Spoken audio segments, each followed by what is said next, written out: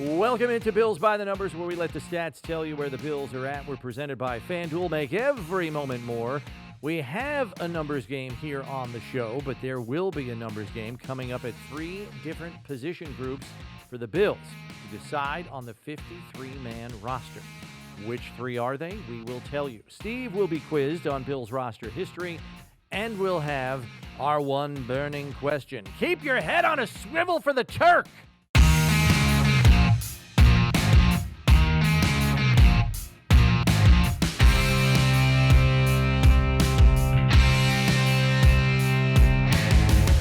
Pleased to have you with us here on Bills by the Numbers. He's Bills Wall of Famer Steve Tasker. I'm Bills play-by-play man Chris Brown, and we have rolled from training camp right into the preseason.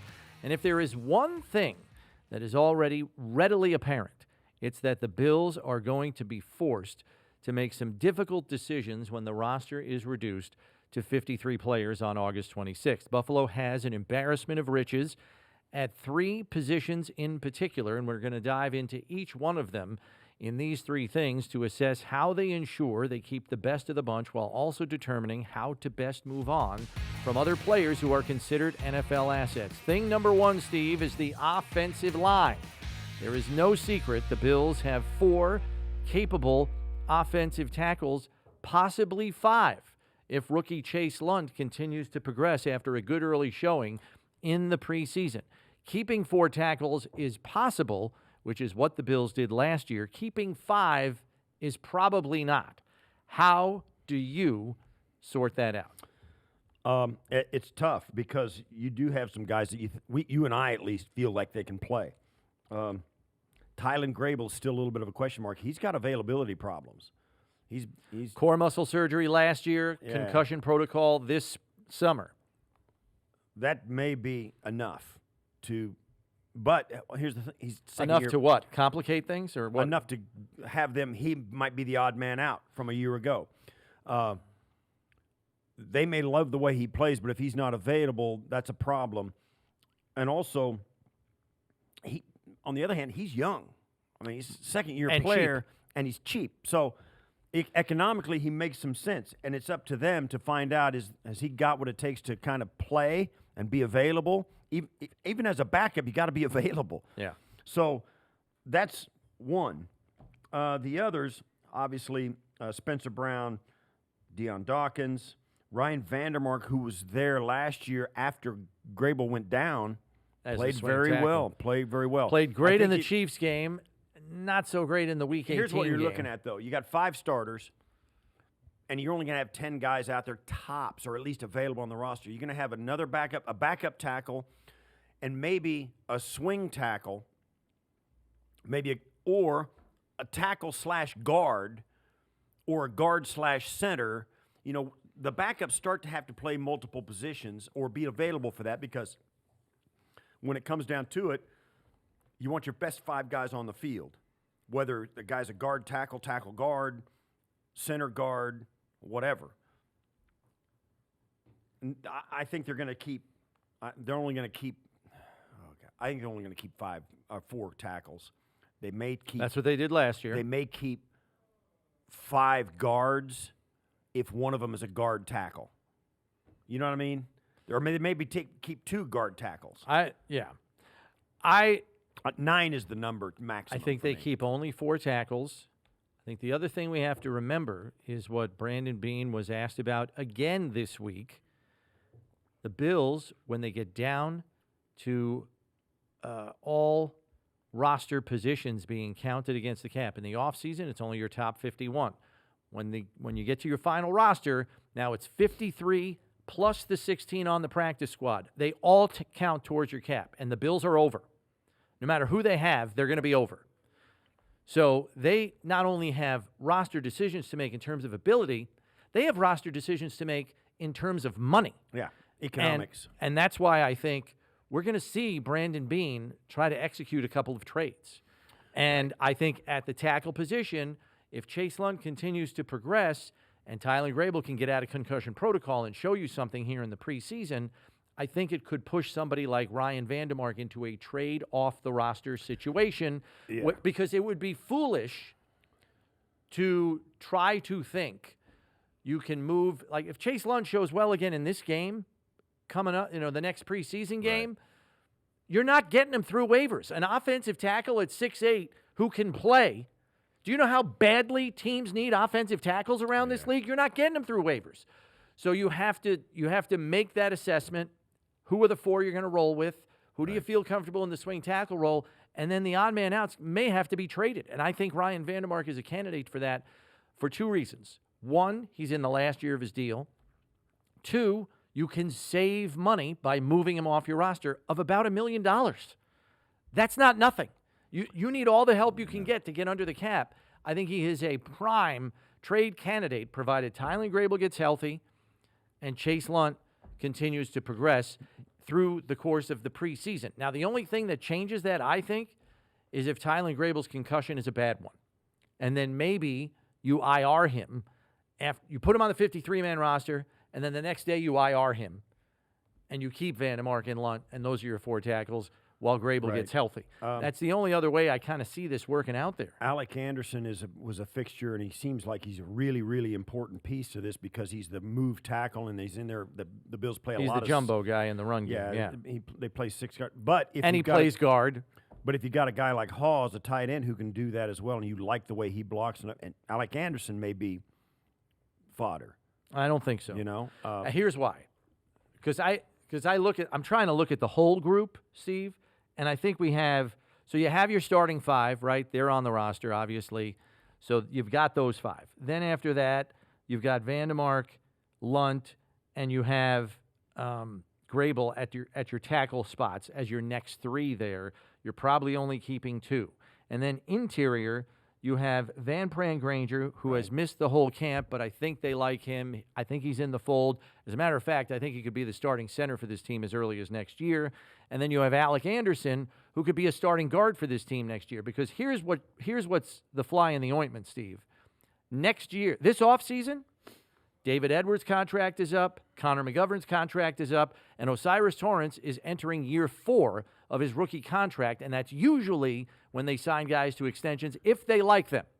So, go ahead. They got a tight cap situation. You're not signing all 3 of those guys. You'd love to have them, but you're not re-signing David Edwards, Connor McGovern, and Osiris Torrance to a contract extension in one offseason. So you've got to bring the youth up again. You might have Van Pran Granger at center, and you might have Alec Anderson at left guard, and you sign Torrance to a contract extension. So I think those guys stay in the fold. That's my point. Van Pran Granger's on this roster, and then you've got Alec Anderson on this roster. So I think those guys are on. So you're already at 9. So I think it's going to be pretty sticky at the offensive line. You got to do some major roster gymnastics there, and not only think about this year, but think about next year and potential starters you're going to have to move into the lineup in 26. Yeah, I get it. I think, certainly next year is a consideration for Brandon Beam, but I don't think they're going to compromise anything this year for that. They're going to try and fit that stuff under the cap. Because there's guys like that all over the roster. We'll talk about some of them in a minute, but I think they're going to probably hide as many guys as they can on the practice squad. You're right. The guys that have a chance to get through are guys that nobody's heard of. Lunt maybe, but I don't think he'll get through. He's a rookie. Somebody will bring him in. Van Pran Granger, if you can find a trade partner for Vandermark. You can find a trade partner for Vandermark because that guy can start. Well, and there's evidence that he can play. Like, go look at the Week 9 game against the Chiefs. Like, played a great game at right tackle. Play. So I think there's recognition of him across. Like, personnel executives know who Ryan Vandermark is, especially personnel executives that desperately need an offensive tackle. Right. So I think you could trade him for maybe a 5.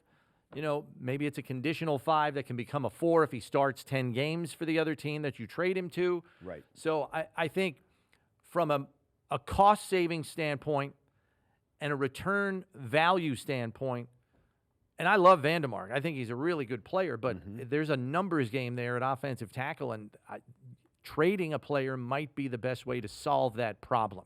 That's right. We've addressed the interior line positions to some degree. Van Granger, Alec Anderson seem to be the players of the future at center and guard. And with the contract situations I mentioned, you got to keep those two guys in the fold. So you're at 9 already there, and that's if you trade a tackle. Right. So that's, 9 is, I think, the number. We'll see. Yeah. I mean, if they push to 10, I don't know where they're going to get the other roster spot. Yeah. Then there is the case of the defensive line, where there are at least 6 capable edge rushers and at least 6 capable defensive interior players. Last season, the Bills kept 6 edge rushers, 4 defensive tackles. With their defensive tackle talent deeper and younger, how do you get back to 10 this time around? You got 3 draft picks that are making the roster right out of the chute. Well, here's what I do. Dwayne Carter, yes. Ed Oliver, yes. Daquan Jones, yes. Deion Walker, yes. TJ Sanders, yes. You're already at 5. That's right. And then in 6 weeks, you see what happens, and maybe Ogunjobi's back in. And here's the tricky part with Ogunjobi, who has not shown a tremendous amount thus far in the preseason. We'll see if that changes. He was signed to a 1-year deal, but there are void years attached to that. So while you would save money this year if he's not on your roster, even after the reserve, like they might make a decision and say, not on the roster. We got more than we expected out of TJ Sanders. Deion Walker is lighting it up. We don't really need Ogunjobi. That's right. And they might just say, thanks, but we're going to move on. The problem with his contract is he has void years, and that will hit the cap next year. It's a little painful, but you save now. Yeah. So, but I think, or you bring him up and you throw him on the practice squad or whatever. You hide him and see if you can just keep him around as a spare you're going to part. hide him on reserve suspended for 6 weeks. So you have that. So And I think what they do ultimately is they leave him on reserve suspended. So in case, God forbid, there's a season-ending injury to a defensive tackle, you've got a guy in reserve sitting there that can help you. Yeah, and I think all those young guys. Because you're not paying his base salary the 6 weeks he's on reserve suspended. I think that Sanders, Walker, Ed Oliver, and Dwayne Carter, I think they're all in there. And then Daquan Jones. And Daquan, there's 5 who's guys. played well in the preseason. That's it. I think they go with those 5. I think they keep all of those guys. Let's not forget what I talk about. I feel like I'm repeating myself all the time. But let's not forget the assets they've thrown at this defensive line. Draft picks, free agents, coaches, and money. Okay. So I don't think they'll have any problem keeping an extra dude down there. All right, fine. So you're keeping 5 defensive tackles. Tell me how you're making that work at end then. Well, you may keep 5 there and go 10. And they don't have to be all active, but you use the roster spot for that. So it'd be Rousseau, Epinesa, Landon Jackson, Joey Bosa. And then when those are your 4. Then Michael Hoyt comes back, you check it out and see where you're at. What are you doing with your guy Javon Solomon? You got to hide him on the him. He's got to be on the. He's either got to be on IR or he's got to be on practice squad. Practice squad. I don't know if you're going to be able to hide him. That's tough. Again, I think offensive and line. It may be between Javon Holloman and Landon Solomon. Jackson. Yeah. Javon Solomon. Landon Jackson's on the roster. You can't move a 3rd-round pick off the roster and expect him to get to your practice squad. It will not happen. That's right. So Solomon could be the odd man out there, or do you consider a trade option here? Do you trade somebody in the last year of their contract, like an A.J. Epinesa? Yeah, we had talked. I've been down this road thinking about because Epinesa, if Landon Jackson came in and crushed it, he's played good, but he hasn't crushed it. Nope. A.J. Epinesa would be, you'd be hitting the ejector button. You'd trading him or just.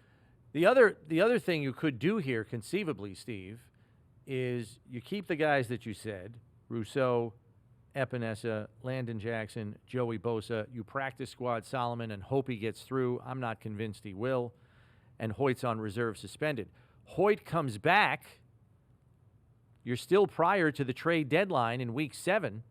And maybe that's when you trade one of those ends where you're top-heavy at. And maybe then you trade a player in the last year of his deal. Yeah, maybe. Epinesa is and do it then. Epinesa is pulling down. He's 7.5 this year, but his dead cap would be 9.9. So maybe that doesn't work.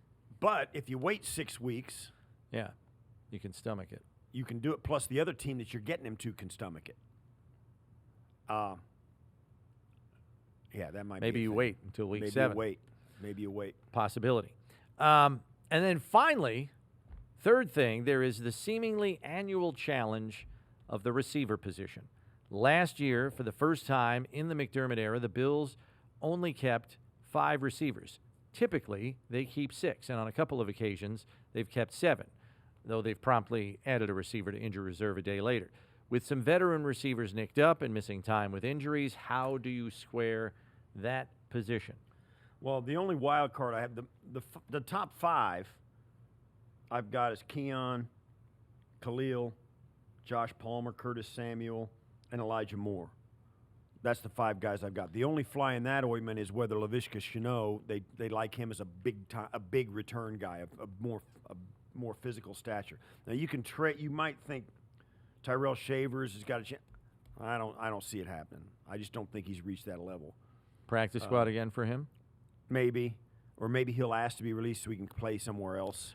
Well, he'll be released if he doesn't make the roster. Right. So that's what I think. I think it's Keon, Josh Palmer, Khalil Shakir, Curtis Samuel, and Elijah Moore. Now, Curtis Samuel has availability issues, but he's economically impossible to get rid of. I don't think it's impossible. Because I took a look at the money, and it's not impossible. He's making $9 million this year. His dead cap is 12. Right. Base is 6.9. Yeah. So you would eat some money. You'd have to eat a little money to do it. $3 million. I mean, you got decisions to make. Shenault. It's not ideal.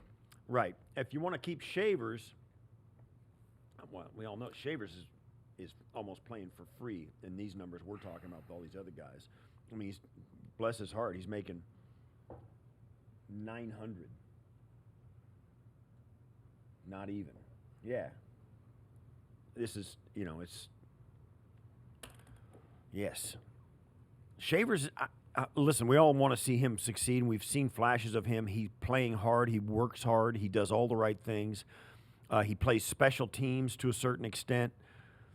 He's a big 6'4", big-body receiver, knows the offense, been around the building. There's a lot in that makes you want to make sure he gets on the team. But they brought in some guys who actually play in the NFL and have played for a couple of years and have some chops. The only thing they don't have going for him is that, Curtis Samuel's been hurt on and off his entire time here. He's hard to move. When you're trying to save money on the cap, when you get to the full roster counting against you, you can't take on $3 million by moving on from him. Right. So he's probably on the roster. Keon Coleman, Josh Palmer, Khalil Shakir, Elijah Moore is five for me, and then you come down to the decision of Shenault and Shavers. And with the way that the team used Shenault in every facet imaginable, they had him even on gunner at one point on punt team. He's too versatile. Kick return, punt return, lined up at receiver, caught a 2-point conversion. And that's not even scratching the surface of what I think he could do as a gadget player on offense as well, because a lot of people have compared him to Cordarrelle Patterson, who we know has even been listed as a running back in this league at times at 6'3", 240 pounds.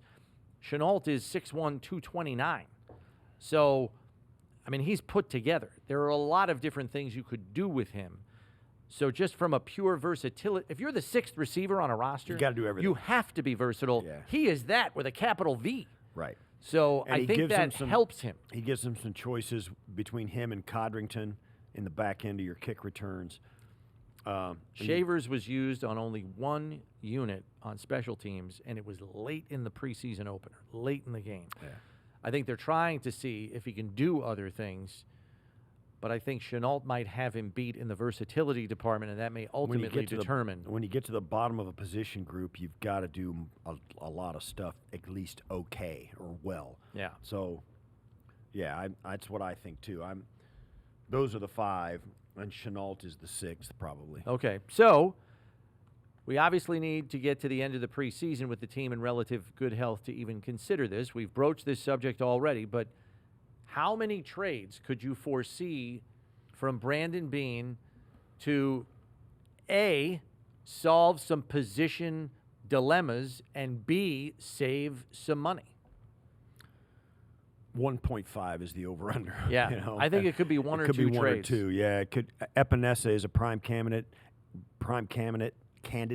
and Vandermark is a prime candidate. So for some of the reasons we outlined. Yeah, those guys are good enough to start for some teams, or at least contribute meaningfully to some teams, and you get some cap relief from them. That's it. I mean, that's what you're looking at. And plus, there are positions, obviously, where the Bills are neck deep in good people. Yes. And young. Absolutely. We move along to the numbers game, where Steve will be quizzed on the Bills' preseason roster of a year ago. Let's do it. Question number 1. In 2024, did the Bills keep more offensive linemen or defensive linemen on their initial 53-man roster? I think they kept more defensive linemen. And you would be correct. They kept 10. Yeah, I remember that. They kept 9 offensive linemen. It was close. Yeah. Question number 2. In 2024, how many current members of the roster were signed to the practice squad after the initial 53-man roster was set? So on this year's roster right now, how many were on the practice squad last year after the initial 53-man roster was set? Your practice squad contains 16 players. How many of those 16 are on the roster right now? Are here. Ooh, that's a tough one. I will say, I'm not going to say that many. I'm going to say 3. More than that. Is it? Was it like 8? Appreciably more. Is it? It's 10. Oh, really? 10. 10 players got me. from this year's roster were on the practice squad last year. Yeah, you got it. Yeah. I'll go with that. Question. I'll go with the correct answer. After offensive and defensive line, Steve, what was the next position group with the most players when the 53-man roster was set? So you know that last year... What? Is it DBs? Are those all one, or is it safety corner? Okay. No. We separate positions out. So... We do. Defensive line, 10. Offensive line, 9 last year when the initial 53-man roster was set. What position group had the next most players? Wide receiver. It was not. It wasn't? Wide receiver. They only had 5. Got to be corners. It was cornerback with 7. Yeah. Benford, Douglas, Elam, Ingram, Johnson, Cam Lewis was listed as a corner, and Codrington. Oh, yeah. So those were your 7. So you have a return guy, extra guy. So, the number was high. And question 4, Buffalo kept 6 defensive ends on their initial 53-man roster last season. Did they? 6 defensive ends, 4 defensive tackles. 6 defensive ends on the initial 53-man roster last season. Can you name them? No. Come on, give it a shot. I think you'll do better than you think. Rousseau, Epinesa, Yep. Solomon. Yep. This is where it gets tricky because these 3 are not on the roster anymore. One is obvious. Von Miller. And then these are the toughies.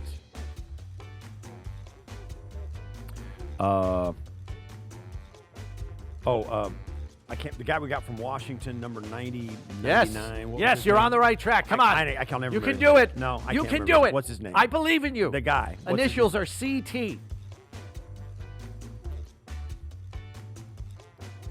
Kurt. Nope. No. And he's playing in Houston right now. Yeah, I can't remember. What was his name? I can't remember the guy's name. I saw him. I'll give you half a point.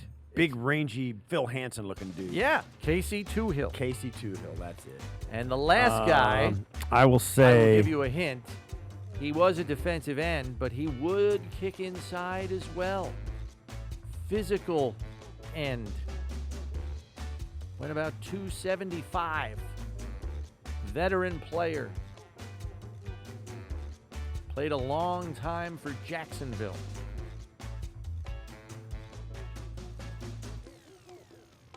I don't know. And his name was DeJuan Smoot. Yeah, I would have. Foiled by You're right. DeJuan Smoot. Yeah, I would have. See, I think of him as a I would have tackle thought you'd got anyway, that yeah. one. Toohill was the one I thought you would get stuck I got. on. I couldn't thought think you'd of get Toohill's Smoot. name. Because I've been watching games and I remember. Oh gosh, I forgot about Toohill. Yeah. Yeah. All right. Well, there you go. All right. Not bad. 1 of 4. That's pretty bad. I had you for, what'd you have? 2. No. I took an extra guess at 1. You of them. got more than half of the guys on the last question. So you get. I did. You know, so that wasn't bad. Yeah. We finished the numbers game. So Bills fans, we have to tell you to get in on the action with FanDuel, America's #1 sportsbook. Just download the app today to play any way you want. Plus, with live betting, you'll get updated odds on games that have already started. Best of all, you get paid your winnings fast. Make every moment more with FanDuel, official sportsbook partner of the Buffalo Bills. We pivot now to our one burning question. We need to get like a flame crackling fire sound effect. Look at. You got it. I mean, we There have it is. flames. Yeah, I want to get. Yeah, we need a campfire sound. Yeah, effect. campfire sound. If you had to guess which receiver is the last to make the 53-man roster, and you've kind of hinted at this already, would you pick Tyrell Shavers or Laviska Shenault? Probably Shenault because of his versatility. Yeah. Yeah, he's an athlete, and that guy's going to be a gadget player, return guy, special teams guy, line up in the backfield guy, and Shenault can do all of that. And he's Yeah. just more useful. Mm-hmm. Shavers, they've tried to move him around. We saw him used as a big slot in his time here in Buffalo, used as on the outside. He's performed in the preseason year over year. I think they really like him as a player, but he is truly caught here in a numbers game, and I don't know if they're going to be able to get him through to the practice squad and protect him there. I could see him getting claimed off waivers. I think he's done too much in the last couple of preseasons, let alone the game he got to play in last year against the Jets, where he goes for a 49 or whatever it was, 69-yard touchdown. Yeah, it was a 65-yarder. I mean, it was Yeah. right out of the 35. You're right. He'll never clear waivers. I don't think he will. But I think the Bills maybe the Bills don't want to lose the guy. I mean, because he's such. Well, they've worked to develop him the last Yeah. 3 years. He strikes me as a guy who may go and find greener pastures and get a chance with a team who needs a guy, particularly a guy built like him, a big, tall, rangy 6'4" guy. Yeah. He may end Who's up a long strider and and may can end pull up coming away. back later. You know what I mean? I just think we talked to Greg Cosell about him on our daily show, One Bills Live, and I asked him, I said, are you seeing a difference, because I have, in training camp, just with his releases. I just think his releases are much more consistent. They've been much more effective, and he's getting separation earlier in the down than he ever has before. And I was like, like, we'd like to hold on to that guy. I don't know if they're going to be able to. Yeah, I mean, but if you can't hold on to him, or it's because you got somebody better, or somebody you like more, somebody who's more useful, has got a different skill set. He's got to be able to play special teams if he's going to make this roster, and playing one down late in the game is not a good sign. Yeah. So, and he doesn't really factor into special teams all that much, even though they've tried to find a role for him. I think it's been hard to come by, right? Just because he's so tall and angular. So it's yeah. And it's true. I mean, the way I said it, he may go away and come back, but McDermott, once again, you rarely see guys leave this building and play better somewhere else. And I can think of only one in the entire time Sean McDermott's been here, and that's because they traded the guy early in his career before he got gone. Yeah. And so these guys thrive in this building, and I think they come to realize it when they leave. Our final figure deals with the Bills' receiver position. We touched on it as it pertains to the setting of the 53-man roster. In the Sean McDermott era, there was only one time that the Bills kept only 5 receivers on their initial 53-man roster. That was last season in 2024. Every other year in the McDermott era, the Bills have kept 6 or even 7 receivers.